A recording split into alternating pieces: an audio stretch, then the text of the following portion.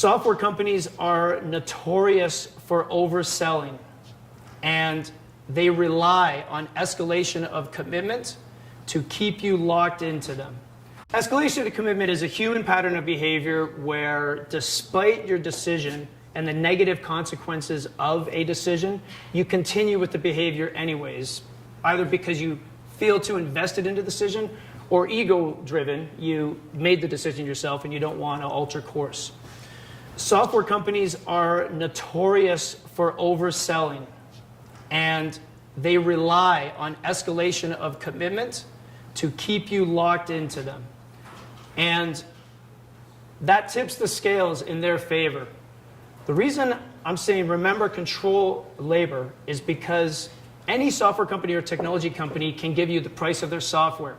But the riskiest part of the implementation, or the riskiest part of the investment, is the people part, on both sides.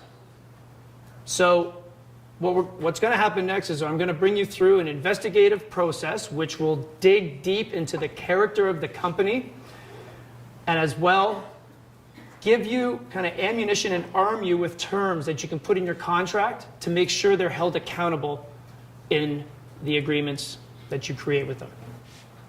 Why would law enforcement tactics be effective in getting to the truth of what's behind a company and what they're saying and building an agreement? Any ideas? In policing, when you make a bad decision, you feel that impact right away. In business, a lot of the times you don't see the impact right away. It ends up becoming a perpetual financial assault over time. That's why people become victims of escalation of commitment at a greater rate in business, because they make a bad decision, but they don't really feel the impact, so they keep on going, and then they feel pot committed. They got too much invested, so they stick with the bad decision, and then now you've got a lifetime of a perpetual financial assault. So to avoid that, goal number one, control labor. Like I said, the software is the easy part to price out. Almost every company has it on their website. The most difficult and riskiest part of the investment is what? Labor. What's the riskiest part in your own projects? What's the most costly part of every project you're in? It is the exact same thing with technology and adoption. That labor. The first step, so we're going to cover 5 quick steps. And I'll go over these quickly because you're going to have this information with you at any time you want. First step is to create that investigative unit. That investigative unit should have representatives from every single department. The biggest mistake that we see companies make is they put their CFOs and controller in charge of technology decisions. That is the quickest way to turn your company into an accounting firm that builds, when you should be builders who have strong accounting. The best companies that we have seen, they create an investigative unit that has representatives from every single department, so they're getting a complete perspective, a holistic perspective in their investigation and selection process. Find out the patterns. When you look at a company's website, they will give you everything you need to know to find out about their level of integrity. Everything on their website is probably going to be really positive. It's marketing, partial truths. And if you take a look at this list here, I've identified some sources that you can go in and do a pre-investigation with your team to find out the truth or the pattern of behavior that the prospective companies have.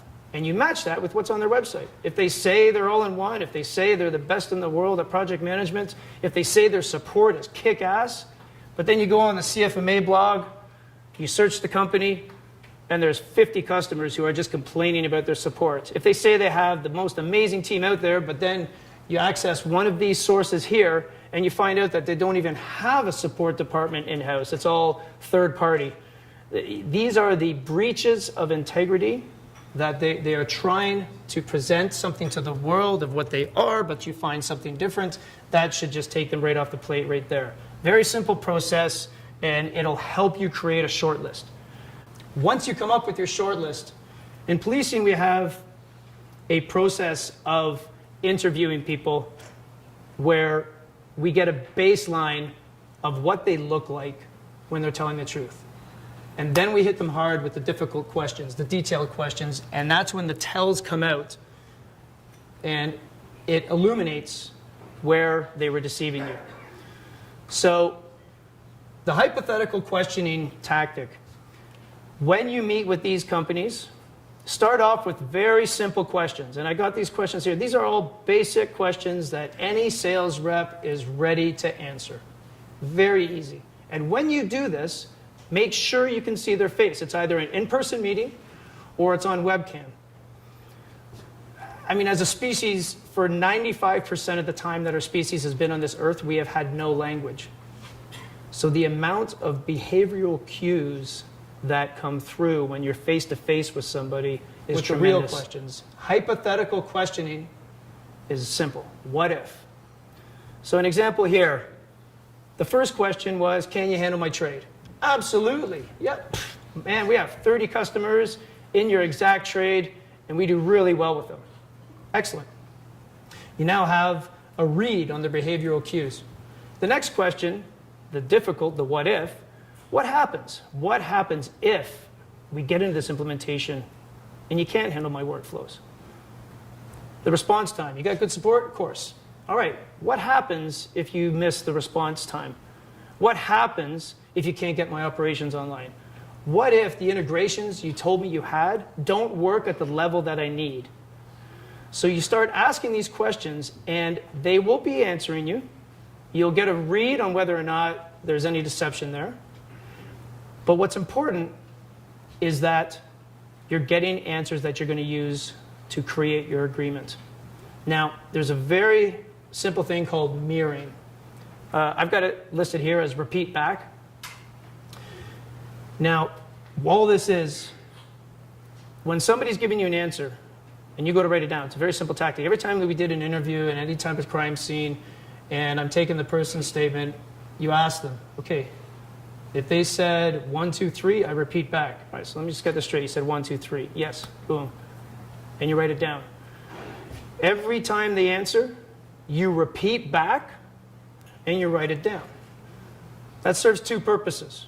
One, obviously it's going to validate that you heard them right, getting right back to what Eric Parker just talked about. I don't know what I said until you tell me what you heard. So you're validating the answer. But number two, this is the best part.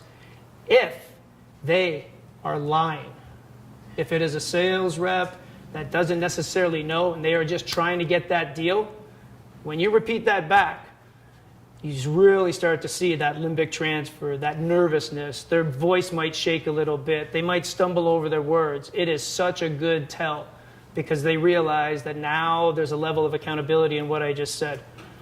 So it's a very good way, simple way of interviewing a person and detecting deception. All you're doing is you're taking everything that you repeated back, everything that you felt there was a little bit of risk, anything that you felt there was a little bit of deception, and you create an appendix. Very easy. It is going into the agreement. That's it. Now, my favorite part, the one that separates the elite from the frauds, is the enforcement part. When you create that list of risks, deliverables, we call them commitments, but when you create that list of commitments that you are going to put into the agreement, you associate a cost to them. And if they fail to deliver, whether failing to deliver on the actual function, failing to deliver on a go live, failing to deliver on a date, there is a performance credit. Your account is credited that amount. Any company that is confident in their ability to deliver what they told you in the sales cycle, any company that is confident in their ability to get you live on the products that they're selling, and any company that is confident in their ability to support you will agree. If there is any deception or risk on their part that they know of, this is where the agreement will shut down and you will be spared from extreme escalation of commitment. But one of the main reasons that I hope everybody takes this seriously in any future negotiations is that if everyone forces this level of accountability in a sales process and in their agreements, then the ones who are in the industry who are misleading, who are selling with deception, they'll either be forced to embrace our level of ethics, or they'll die because they've been exposed.